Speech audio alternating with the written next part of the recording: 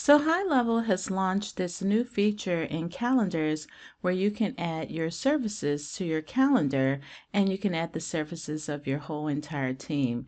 This video will show you exactly how you can view that service menu and how to enable it in a sub-account. So if you go to a sub-account, like I am in my Tony Coleman-Brown sub-account right now, and I click on calendar and I click on calendar settings, you'll notice that the services menu is not there. So I'm going to show you how to add it. You have to go into your agency account and go into sub accounts.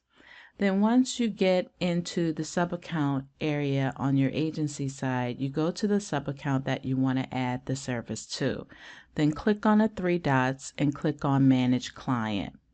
And then you go to the calendar settings, and then you have to toggle over the services button in your calendar settings and click Save.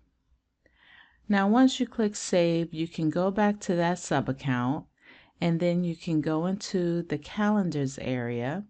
And once you get into the calendars area, you want to click on Calendar Settings, and then voila, the services button will pop up.